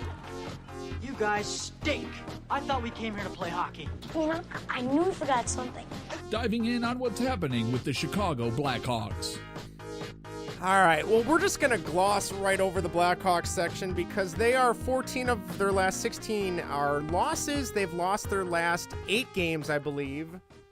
There we go. I could listen to that music all day. But they're garbage. They're awful. Patrick Kane only has 16 points. The team is a joke. But, hey, we're tanking for Bedard. Connor Bedard, I think, is on pace for 100 goals in junior this season. So it's pretty good, right? Yeah, pretty good. Pretty good. I mean, I don't know if he's a Gordon Bombay, but it's pretty good. So we have a Twitter question to me saying, how is NHL 23? Why the hell is a custom goalie mask creator not in this game yet? Seems like that would be a feature, could be a stone's throw away. EA NHL, in my opinion, has always had some of the best creation tools, even going back to their earlier titles. These are the fools on YouTube and Reddit that are creating... Wait a minute. There are fools on YouTube and Reddit that are creating their own builds of a feature like that, and they look solid. Yeah, NHL 23 is pretty good. I've been playing quite a bit of it. I love there is a 3-on-3 arcade mode where you play outside on pond rinks, and there's a tournament and stuff. You can play against a computer, or you can do it online, and then you unlock different gear for your players. So right now, I think my guy's rocking a Mighty Ducks jersey and an LA Kings jersey, and you can unlock different hats and skates and pants and all that. So that's been a lot of fun. I haven't even touched the regular hockey mode yet. Highly recommend if you can find it cheap. Goalie Mask Creator, there's no reason that should be in. Other games from PS2 had that. I don't know why they took it out or why they don't have it. It's a joke. EA needs some competition. Bring back NHL 2K. And I never even bought those games, but at least it would give some competition. So there you go. I don't have anything else to say about hockey. Greg also wrote in, I'm not even going to play the music for this, but he said he has thoughts on the Bulls, and then he's got the Newman gif of watching it all as it crumbles down. Really bummed. I was so excited for Bulls season, and they are not playing very well right now. All right, Vinny, are you ready for whatever? Yes. All right. Let's Manures of the Whoop. That's not whatever. Hold on. This is going great. This is what happens when you put me in charge. All right, here we go. Now it's time for whatever. Whatever. Whatever. Whatever. Whatever. Whatever. Whatever you want. Whatever I want. Whatever, dude. Irrelevant. Whatever, dude. All right, Vinny, would you like to take over whatever? Yes. Welcome to oh boy, I'm just butchering this, aren't I? Oh, man. Welcome to whatever. Baseball and whatever. This week we are going over the impossible and trying to rank our top 5 favorite 90s action movies. And Justin, when I said this, I didn't think of the ramifications of the amount of action movies that came out in the 90s. Yes, and they're all good. Yes, and they're all amazing. Corny, amazing, funny. It just the 90s was great. It was. Bring back the 90s, please. Right? And if you have Netflix and if you want that nostalgia of the 90s, check out what's it called? Pepsi Where's My Plane is the documentary. It's about 90s marketing I guess really scam. I do remember that. Was that with like the Pepsi points? Yes, the Pepsi points, yes. And they were offering a plane, and someone wanted to get the plane, and Pepsi currently in the middle of it, and Pepsi's not paying up, so there's a lot of litigation going on, and Pepsi has got a history of having bad ad campaigns. Was it a Harrier jet by chance? It was a Harrier jet. I remember that commercial. Yes. I remember that commercial. Yes. Yeah, it was funny. They go to talk with the marketing team, and that commercial was different than what they had originally planned. Oh, okay. Yeah, so like the kid, there's a kid, and he's kind of cool looking. Yep. They wanted to have pretty much like Ham from Sandlot. They thought it would be funny if it was like a kind of a fatter kid and like kind of like a dorkier kid instead of a cool kid flying a Harrier jet into school. And they also didn't have it for the points that the final cut ended up having it, which made it affordable for someone that wanted to buy it. Somebody got fired for that, I'm sure. Yeah, I haven't gotten that far in it, but it's a very good I'll have to check that out. documentary. If you have Netflix, I recommend it. I will definitely, especially if you love the 90s. I remember that, and I've gone down the rabbit hole. Like after I finish running on the treadmill, I'll just walk on it for a few minutes, and there's so many YouTube channels that will just play like hours of like 90s commercials, and it's so sad. Like I'll be watching, I'm like, oh, I remember that commercial, and that one, the Pepsi Points commercial contest, I totally remember seeing that on there. So do you? Yes, and I remember it was a Harrier jet, and I remember thinking, oh man, I wish I could get a Harrier jet. There you go. I do not have a Harrier jet. No, you don't. But yeah. Okay, so getting back on track here, and getting back to the 90s and trying to break away from talking about our love of the 90s.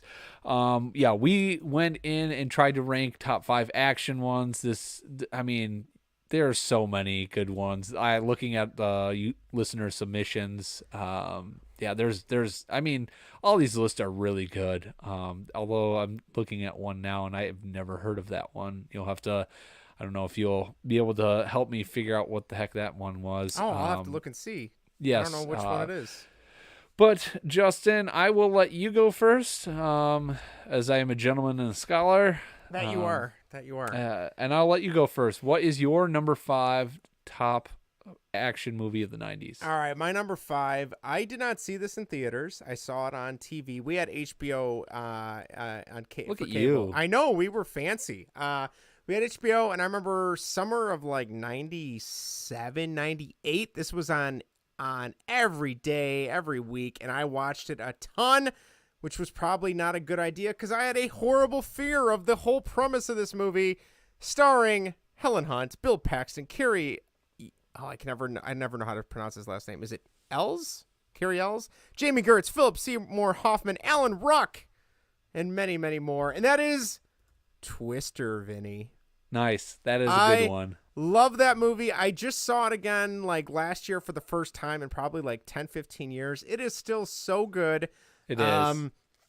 So, the whole stupid cow flying through the air. I think that's the same cow. Right? Philip Seymour Hoffman is awesome in that movie. I love that character. He is and it's just so good. Different from a lot of his later on characters. Yeah, because he's like this, like, not surfer dude, but like really like, whoa, man. And he's like, I'm a storm chaser. How cool is that? He sounds nothing like that in the movie. No, that was actually was it really? Justin, based on your other impressions, that was actually pretty good. I loved him in Along Came Polly. He is excellent in that movie as well. But he is good in that. That's a 2000s movie. Anyway, fun facts though. As a kid, I was deathly afraid of tornadoes because the house I grew up in before we moved, I did not have a basement in my house. And so I watched this movie a ton, and then lo and behold, that summer we had a tornado warning for our town. And my mom was at work, my dad was home with us, and I was running around the house screaming, we're all going to die, because I knew if I told my dad, hey, let's go to Grandma and Grandpa's, down the street, they have a basement, he wouldn't listen to me. But if I got my sister concerned, he would listen to her because that was his little, of course, little girl. And I'm like, Meg, if we don't go to Grandma and Grandpa's, you don't know what's going to happen to us. This house will be demolished. I've seen Twister. This is not going to end well. And lo and behold, she wanted to go. The next thing we know, we were at my grandparents, and my mom called over there to make sure we were safe. And I was crying. And I was like, Dad wouldn't let us come here until I got Meg scared. And she's like, put your father on the phone. Oops. You got your dad in trouble? I got him in a lot of trouble there. Justin, I'm just going to say, for being a fan of that movie, did you not see that the F5 tornado didn't take the house at the end of the movie? No, I know it didn't. But they did drive through a house at one point. They did. Justin, I don't know if I consider that an action movie. I knew you were going to say that. I'll let it slide because it is such a great movie. It is a great movie. But yeah, if you don't there is action. Yes. It's not the type of action I would normally consider action. I mean, it was on it's Collider's far from being list. like Predator-esque action. No. Well, the amount of mass and body. The lineup in Predator compared to Twister. Come on now. Bill Paxton doesn't hold a candle to Predator's lineup. But. No, I mean you got the body, the Ventura. Come on. Apollo Creed. All right. Yeah. So, yes. Before I put that in, I did have Clear and Present Danger, which is definitely, I think, more of an action movie. But yes. But yes, I have a soft spot for Twister, so that was my number 5. I'll let it slide. Thank you. I appreciate that, Vinny. Yep. What about you? What's your number 5? My number 5, I loved this movie growing up. I don't think I saw any of these movies in theaters. No, I didn't either. Yeah, I don't think I did. But this one was Speed. I love that movie. Keanu Reeves is such a badass in that movie. Yes, he is. It just the whole movie, like the majority of that movie takes place on a bus, but it's exciting. Like it's interesting, and there's just a lot. I know, like the first time when I watched it, the scene with the baby carriage, got me. Like I was like, oh my god. And yeah, spoiler alert for somebody that hasn't seen it. It's not a baby in the carriage that they hit. It's just a bunch of cans. But yeah, like that was good. Alan Ruck is in that movie as well. That's right, he is. He plays the dorky. I think he's a tourist in that tries to hit on Sandra Bullock, and then she says that she's got gum underneath her seat. Yeah. But yeah, it's such a great cast. Jeff Daniels is in it. Jeff Daniels gets killed in like the first half an hour, doesn't he? Or no? No, he gets killed later. He gets shot by Dennis Hopper, right? Or not Dennis Hopper. Who's the villain? Keanu Reeves shoots him because he says shoot because in the beginning of the movie, they catch Dennis Hopper and he says shoot the hostage. That's right. But yes, that is a very good movie. Just I can't believe that they actually ran out of money shooting that. Oh, I didn't know that. Yeah, so they ran out of money, and so it says, what is it? So this says the film literally ran out of money before it was completed. When the film was first previewed for an audience, the subway scene were just animated storyboards, and the audience loved it so much the studio came up with the extra money to finish and shoot the movie, the rest of the movie. So yeah, really? I can't believe for just, I mean, I guess there's a lot going on because they're probably had to do it in the streets, shooting the bus, driving around and stuff like that. So I'm sure that got pretty expensive, but yeah, I didn't realize that they had run out of money while shooting it. But it's a good movie. Great action movie. As a kid, that movie scared the hell out of me, though. I don't know why. You were afraid to get on buses after that? I don't think I've ever been on a public bus. I've been on school buses, but never a public bus. Maybe once. Were you afraid of the school bus having a bomb on it? No. But I do love when they come to the gap and realistically, the bus would just drive off that like a cliff, and then somehow it launches itself on an angle, totally defying gravity. Right. I also thought it was so cool, even as a kid. I thought that scene where they like make it look like the camera is looping, and then that one lady adjusting her skirt messes it up. Like, here I am. I'm the one that's doing all the editing. I'm like, I love the production aspect of that. So, and Keanu Reeves is probably one of my favorite actors of all time. Yeah. It is a good movie. Speed 2, I've probably seen more than Speed 1 though. What? Speed 2 is horrible. Do not see Speed 2. Wait. Then why do you have you seen that more than Speed? Well, this goes back to having HBO as a kid. Speed 2 was on HBO all the time. Oh, that's terrible. Speed 2 Cruise Control had the wasn't that on a boat? It was on a giant boat. Willem Dafoe was the bad guy. He was into leeches and stuff. Do boats have cruise control? I don't know. That's a good question. I'll ask my dad. I don't think so. I don't think they do. No. Maybe? I don't know. Why would they call it cruise control? And I can't remember what the name of who the guy was that took Keanu Reeves' spot, because Keanu knew this was bad shit. Yeah, he wasn't in it. Sandra Bullock was up for it, but she was in it, yeah. But yeah, I didn't see that one. It's bad. It's really bad. Yeah, because Keanu wasn't in it, I didn't see it. No, so. you didn't miss out. So. All right, Justin, what's your number 4? All right, my number 4. Man, I'm starting to think I might need glasses. This text looks really small. Man, getting old sucks. Anyway, my number 4, I'm a little worried you're going to say this isn't an action movie, but I think this is more of an action movie than Twister. I never saw this movie all the way through up until about 5 or 6 years ago. It's from 1993. My man, Han Solo himself, The Fugitive. Please tell me that's an action movie, Vinnie. Yeah, I would say that's an action movie. Okay, good. All right. A couple things about that movie. The U.S. Marshals chasing him. Tommy Lee Jones. That's the one in Chicago, right? Yes, takes place in Chicago. Yes. There's that great line where he's on, like, I don't know what part of Illinois it is, because I don't know where there's a gigantic dam where he jumps off of. But I didn't shoot my wife. And Tommy Lee Jones, I don't care. Like, it's just so good. And then he jumps off there. But yeah, being in Chicago, all the stuff with the L tracks and the L and things like that. Oh man, I got all excited. I thought we had comments, but it's just spam again. Darn it. Yep. What a bummer. Anyway, I also love the fact that it takes place in Chicago, and I actually got to go. One of the neighborhoods they filmed in was in the neighborhood of Pullman, which is on the south. I want to say it's the near south side of Chicago.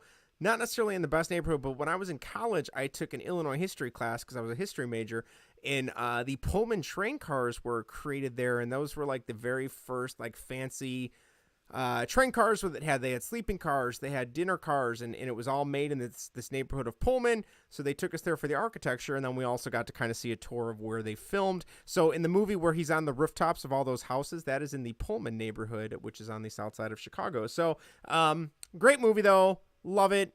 I did not know that, according to the DVD, the scene in which the Chicago police interrupt him was improvised by Harrison Ford, and he had no idea what questions that he would be asked. So that I thought was kind of cool. But overall, great movie. If you haven't seen it, it's an awesome, awesome movie. Go see I almost said The Negotiator. The Fugitive. There you go. Another movie that takes place in Chicago, though, is The Negotiator. So, is it? It is. Who's in that one? Samuel L. Jackson and Kevin Spacey. Interesting. I don't know if I've seen that one. I feel like I saw that one. It's pretty good. It's on cable. It was on cable all the time when I was a kid. So. Okay. All right. Moving on to my number 4. This one I don't think I saw this one in theaters. But this is Independence Day is my number 4. That is my number 3. The cast in it is okay. So I guess we can just both talk about it now. Yeah.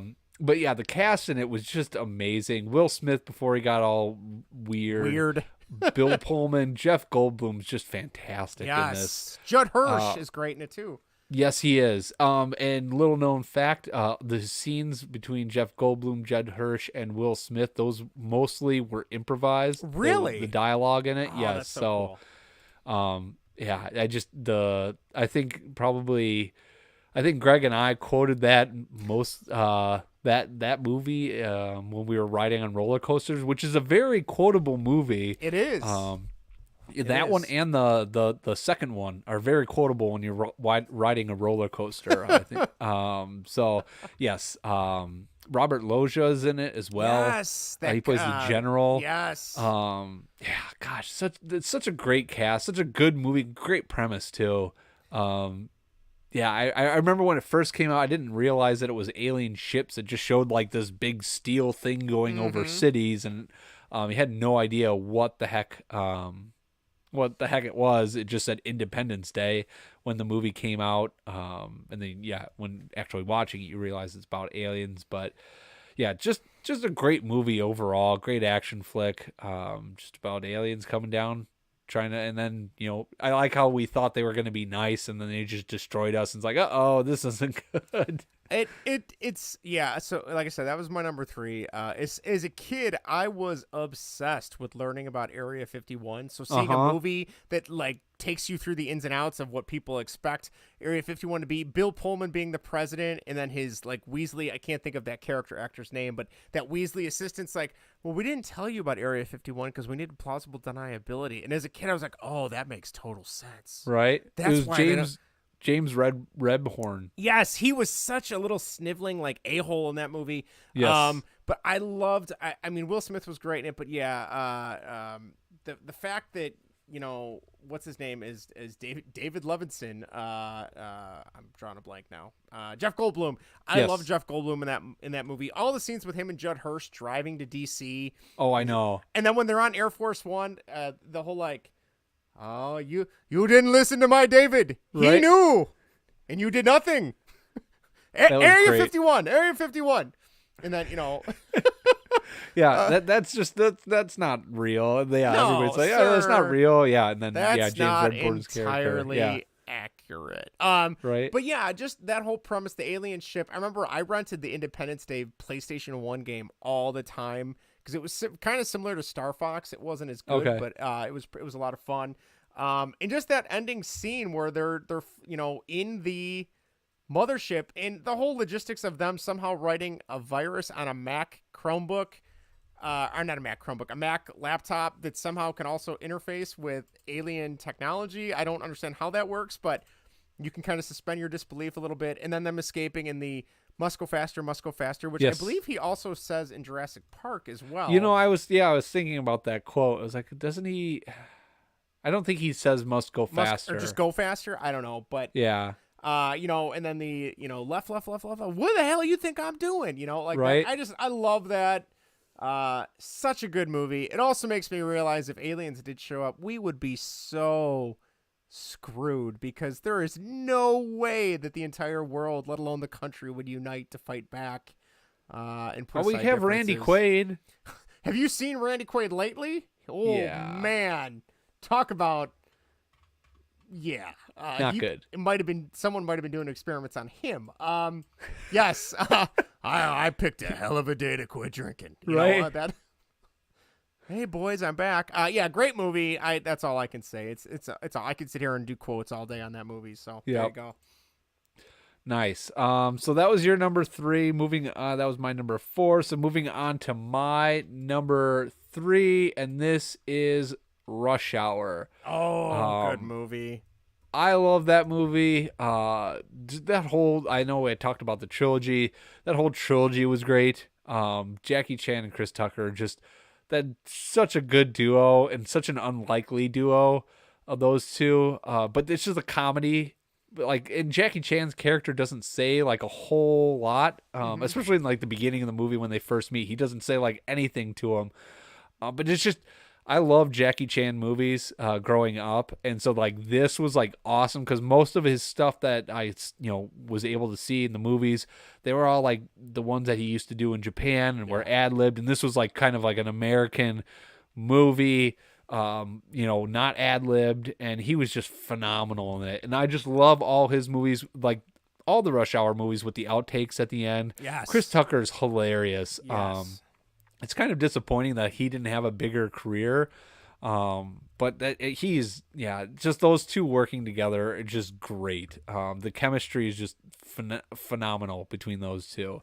But yeah, I loved Rush Hour. I think Rush Hour 2 may be a funnier movie, but just the first one is just iconic, and I love it.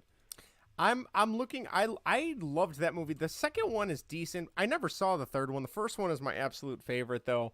Like third one's good. That whole buddy cop thing, though, it's so good. I just a lot of memorable lines, and like you said, Chris Tucker. I know he kind of was starting to make a little bit of a comeback there for a while. I know because he kind of fell off the face of the earth for a good decade, maybe. Yeah.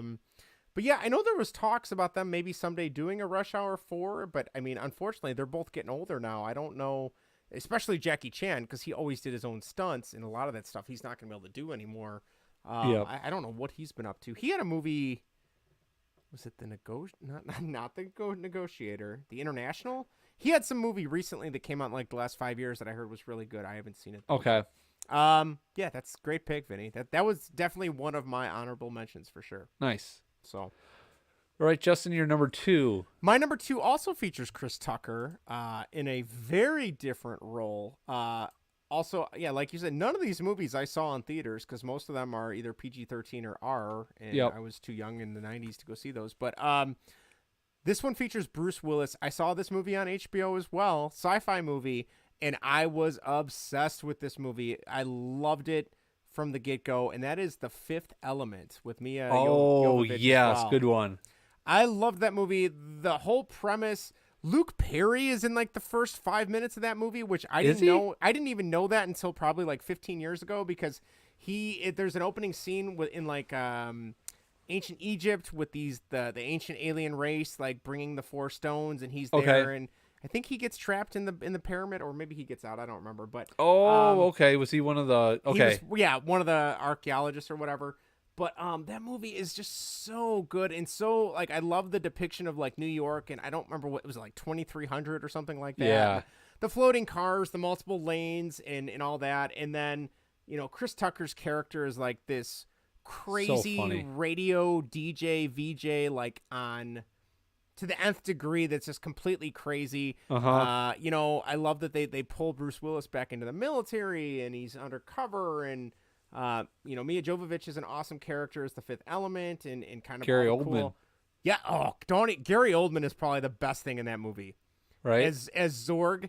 I loved him. I would watch it on repeat when I was a kid. The scene where he's explaining the Zorg ZF-1 gun that he makes for all those alien bounty hunters. And he's like, they never asked about the little red button. And then you see one of them push the button and they all blow up or whatever. I thought that was the coolest thing as a kid. God, I haven't seen that movie in ages. I need to watch that movie again. But that is like quintessential 90s action movie to me. And Bruce Willis, I really like a lot of his movies. And that was one that was so different than anything else he's probably done ever. Yeah. That is my number 2. Nice, that's a good one. Okay, so refresh my memory if you can. Gary Oldman, was he working for like some like I don't know? I just remember he was like talking on the phone. Yeah, and like his head started bleeding, which like was that. Really weird too. Yes. So my understanding was the stones were there to prevent this like omnipotent alien evil force from taking over, and that like force they showed a couple times like it's just like a giant like asteroid or ball of fire or whatever. I don't know if you remember that. And somehow that thing could send out radio waves to contact people, and he was kind of Zorg, I think was his character's name, was working for that alien thing to try and kind of bring upon the downfall of society, which doesn't make any sense because he's going to be killed too. But yeah, that was kind of who he was working for. And then yeah, like anytime people would get really afraid or scared of this thing, they would start to bleed. But it wasn't like red blood. It was like coagulated, like brown. Yeah. It was really weird Like looking. syrup. Yeah, it was strange, really strange. And I can't think of the actor that played the priest. He did a great job as well. Such a good movie. Highly recommend. If you love sci-fi movies and you've never seen it, go check that out. That's a good one. Yeah. Nice. Okay, moving on to my number 2. This is Terminator 2, Judgment Day. Good movie. Such a great movie. I was obsessed with this movie. Arnold's character and is great. Just the whole shootout at Cyberdyne was that whole scene was great. And yeah, I just like that. You don't kill any. Like he tells him, you can't kill anybody. Like you got to be the good guy. And so like that whole scene, like he's just shooting at him, doesn't kill anybody, and like scans the field and nope, nobody's dead. Okay, moving on. And just like the T-1000. I just think like whenever I see like liquid nitrogen trucks, I'm driving on the highway, I like instantly think of that movie. Just like that was such a good movie, and it's always just like a heartbreaker at the end when Arnold has to die. Yep. Yeah, it's such thumbs up. Yeah. Yep. Yeah, it's a good movie. Always wanted a dirt bike, like Edward Furlong's character in it. But yeah, it's such a good movie. I just loved everything about that movie. That movie is, I feel like it's one of those that is leaps and bounds better than the first one. That's just me. But yeah, like, you know, Robert Patrick is the T-1000, and I had never seen X-Files until later, but like seeing him in X-Files then way down the road, it was so cool to see him. But that, like, he does such a good job of, like, he doesn't say a ton of lines, but he's just this, like, ominous, like, you know, he's gonna mess shit up as soon as he rolls into town. And you don't know who he is either. No. Because he can shapeshift. Right. And so I thought that was so good. Granted, I feel like that was probably the last good Terminator movie, too. The ones after that, I haven't. Terminator Genesis, not a lot of people like. I didn't mind that one. Was that the one where they went back in time to the first movie? Yes, they went. Yes, I think they did. And then somehow, who's the guy that goes back in time in the first movie that's from the future that gets sent back? You know what I'm talking about? Reese. Somehow, though, Reese becomes a Terminator. And he's like some like plasma Terminator, so he's going around killing people, and it totally changed the timelines. And then the last one that came out with Linda Hamilton in it was okay, but that I think kind of bombed. I still haven't seen that one. It was okay. It wasn't the greatest. Okay. But yeah, no, that one's so good. It's so good. And it's funny, that's one I didn't see up until like probably I was in my 20s. I somehow never saw that growing up. Really? So, yeah. Oh man! Can you imagine if I would have saw the scene where like everything's on fire and there's the skeletons and the nuclear holocaust? The nuclear holocaust. What that would have done to me as a child? That oh man! Scared the. You would never have left your grandparents' basement. I'd still be there. Yeah. They don't even own the house anymore, but I'd still be there. Right. Well, we're selling the house. It comes with our grandson. He lives there. He's terrified of the twisters and the nuclear holocaust and when the machines rise up. Yeah, it's coming. It's coming. Yeah. So, you know what's funny is we have an Alexa upstairs, and I don't know if it's Terminator, but every time I'll always put the music on or the radio on for the dog when we leave. And when we come back, Erica always says, you know, Alexa, turn off the music. And then she says thank you to it. And I'm like, you don't need to say thank you. It's an Alexa. She's like, well, if it ever rises up like Terminator, I wanted to know that I was polite to it. I'm like, oh. There you go. She's smart. Okay. But anyway, yes. Sure. Justin, you better be careful. I mean, she's I mean, I don't know. I'm surprised you're not thinking it and like being kind to Alexa. You know, I don't know if you've ever seen Google Boston Robotics. They have like built robotics that can kind of walk and run and do like they can do like obstacle courses now. It's incredible the technology they have now. Those things I'd be afraid of because you can knock them down and they will get back up. It's really creepy. So yeah, we're doomed. Yeah. Oh, yeah. For a variety of reasons. Something will get us. Exactly. All right, Justin. What is your number one? Your list has been kind of all over the place, so I'm kind of interested to see what this is. I have a feeling I know what this is. I think we've probably talked about this movie. Yes. So lay it on me. What's your number one? All right, my number one. I saw this movie in 2003. Road trip to Florida. I had nothing to do but watch the DVDs in the back of the car. Our neighbors gave me The Matrix, and I watched it. The first 3 hours of the trip. Immediately was like, oh, and I was a sophomore in high school. I'm like, oh my God, this is the best movie. This movie was made specifically for me. And then I've never done this to this day. Immediately popped it back in the DVD player and watched it again. So that was like the first 6 hours of our car ride. And I was just going through, like, afterwards, I'm like, all right, I need to be a hacker. What's my hacker name going to be? What are the first things I can download to try and hack? Got so many viruses on my parents' computer by downloading things that I shouldn't have because they were not programs to download. Oops. Yeah. Oh my God. And it sucks because Matrix Reloaded was okay. Matrix Revolutions was not good. And I never saw the new one. I'm too afraid to see the new one. So I heard that was bad. I heard it was bad, and I don't want it to wreck my thoughts of the first one. But the action scenes are incredible. The music, I'm not a guy that likes techno or Euro music, but I downloaded so many tracks off of LimeWire and Kazaa from that movie. It had Rage Against the Machine. It had, I think Rob Dugan had a techno song in there. Like, I was all in. I thought I was Neo. I wanted to buy those sunglasses that Lawrence Fishburne had as Morpheus. That didn't just like put on your nose, which looks incredibly painful and a lot of work to keep them up. What's his name that plays Cypher and turns everybody in to their agents? Yep. The agents, I thought they were the coolest enemy ever. Agent Smith. Oh my God. So yeah, that's my number one.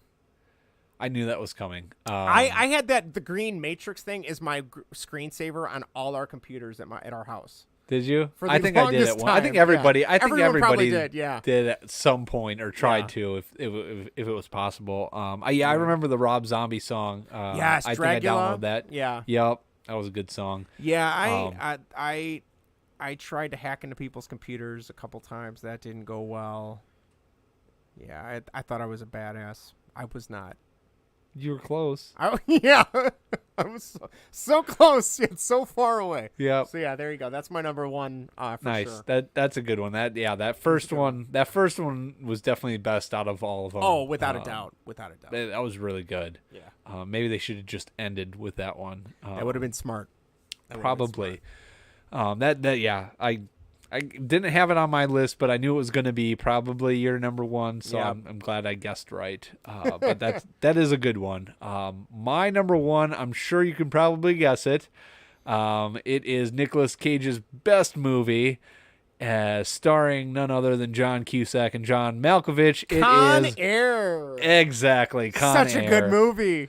It is probably the quintessential 90s act. I mean, doesn't get much cornballish than that movie, but it's so good. And the cast is amazing. Looking at Nicolas Cage, John Cusack, say what you will about John Cusack, but John Cusack's a pretty big actor. John Malkovich is just a great villain. Cyrus the Virus. So great. Having Ving Rhames in it. Dave Chappelle's in it. I mean, that's right. What's his name? Not William H. Steve Macy. Buscemi. Steve Buscemi. Thank you. That's who I always. Yeah. Is Garland Green, the guy that went around wearing people's heads as a hat through states. Donnie Trejo's in it, or Danny Trejo. Trejo, I think is how you pronounce it. Yep. Johnny 23.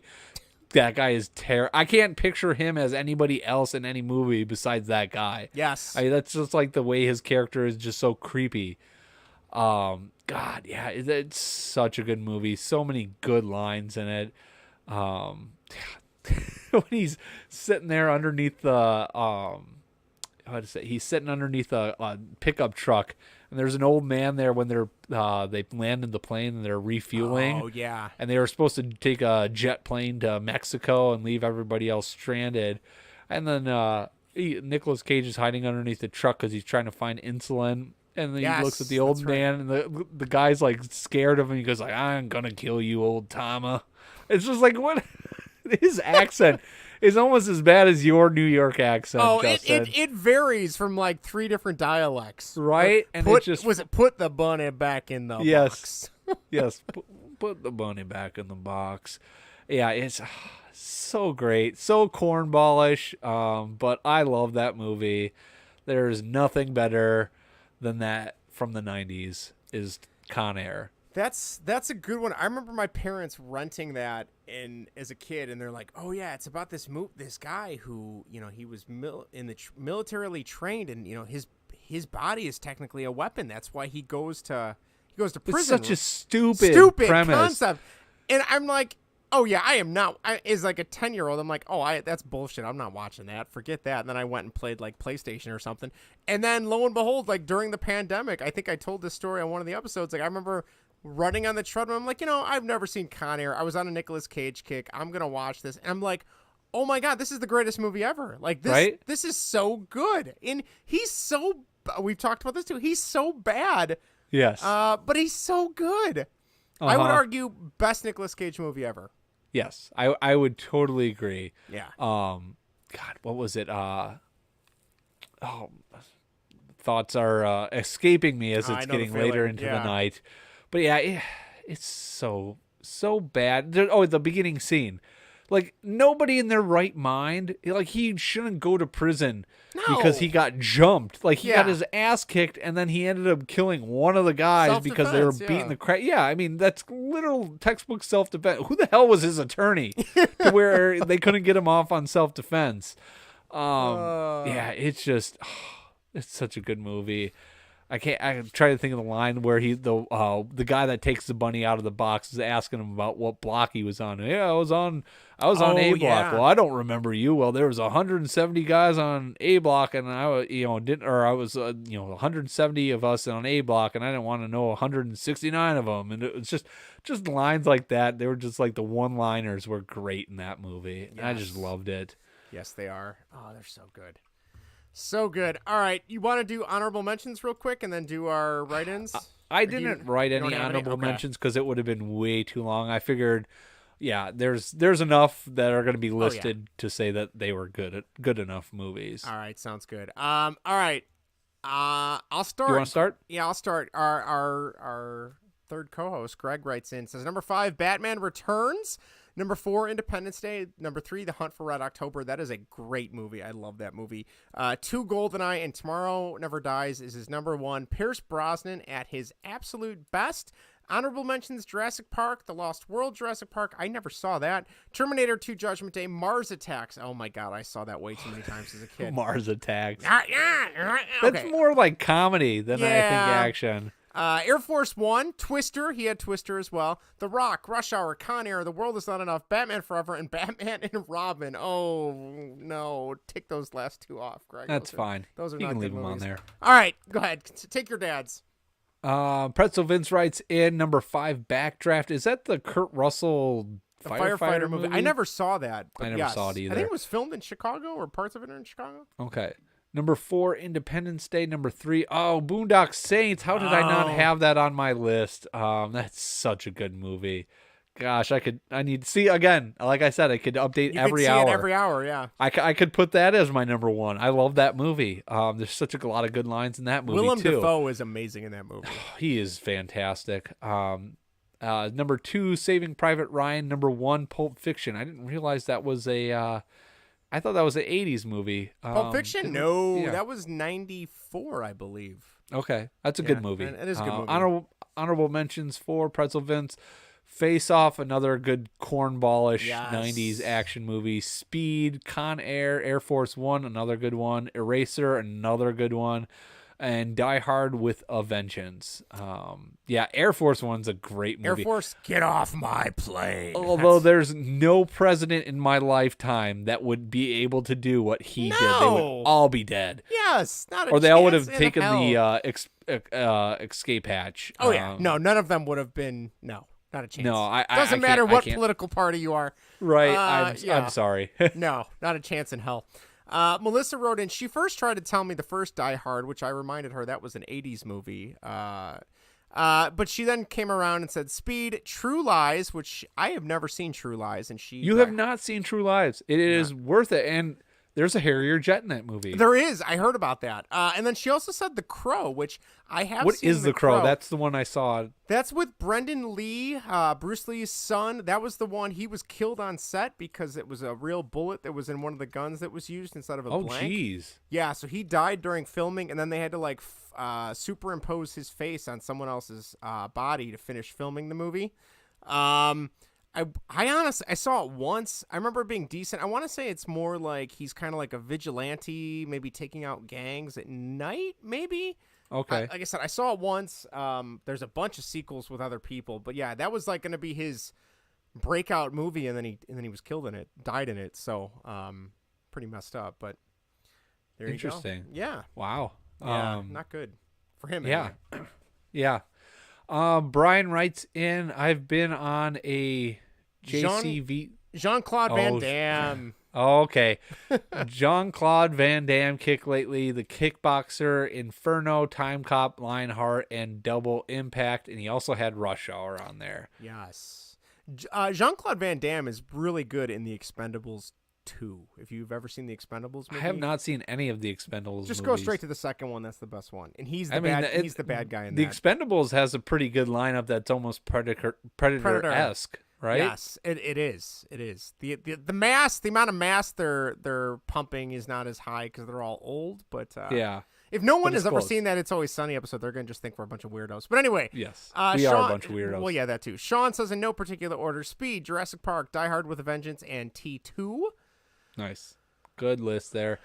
Ed writes in The Rock, Con Air, Saving Private Ryan, Independence Day, and Heavy.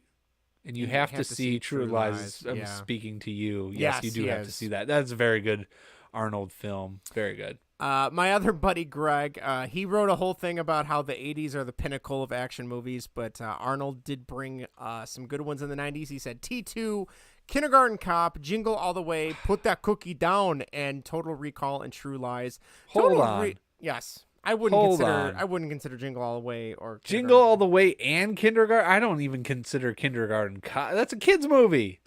That movie scared the hell out of me as a kid. You were afraid that your teacher was going to be a cop? No, the dad or the stepdad or whoever the dad is such a weirdo. Like that creeped me out. And then the kid climbing the water tower. That really, I was like 5 when that movie came out, so it's not like it was recent or anything like that. But Total Recall's a good one. Total Recall's good. It is it's such a weird movie though. Quaid or Quado, whatever that little Quaid. Yeah, thing that's growing. Oh, on that thing. But his name was Quaid. His name was Quaid. Yes, I don't remember what the little aliens. I don't remember. It's not worth knowing. Jaybird writes at number 5, Enemy of the State. I have never seen Enemy of the State. Number 4, Speed, Goldeneye. Number 3, number 2, The Rock, and number 1, Clear and Present Danger. That is a great Jack Ryan movie. Very excited. Jack Ryan season 3 with Jim Halpert. I can't wait for that. That's coming out soon. Psyched. December 23rd. Can't wait. Nice. I'm excited. Dr. Mantis writes in number 5, The Matrix. Number 4, The Rock. Number 3, T2.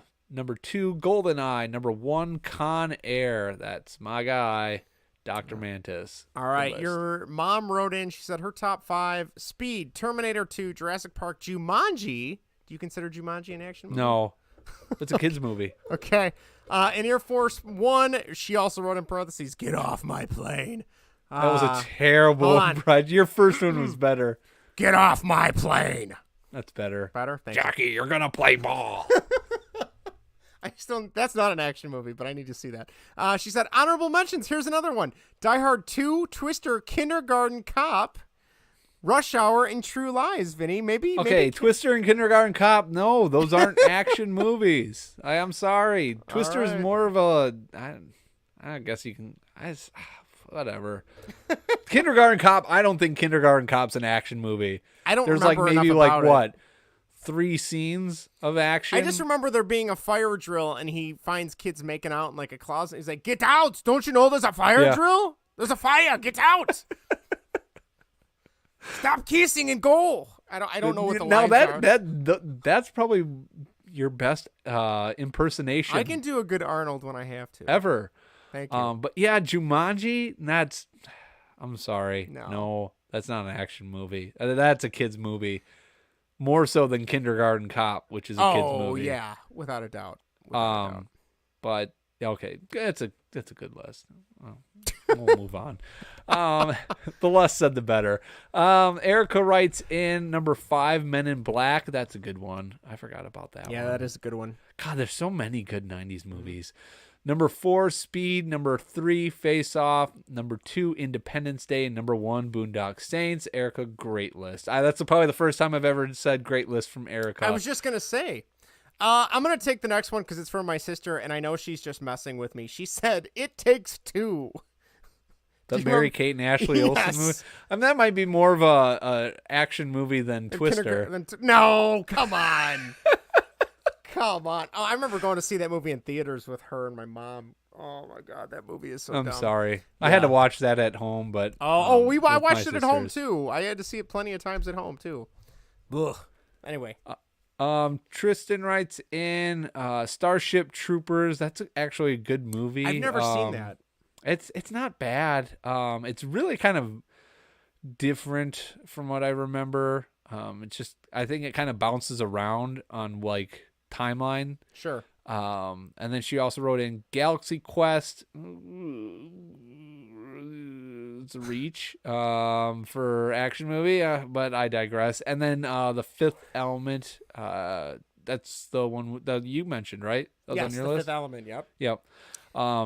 Yeah, Starship Troopers, they had a TV show. I remember there was like a TV show, I think, on Cartoon Network that came out after the movie. That was actually pretty good. But yeah, the movie was good. It was very interesting. Takes place in like the future. And like it's kind of like almost like Halo or a bug race. Like they're at war with some bugs and stuff like that. Okay.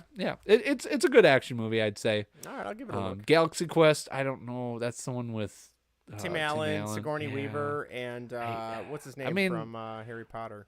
I guess it's like a Star Trek, but again, Dwight Schrute, Rainn Wilson's comedy. in that too.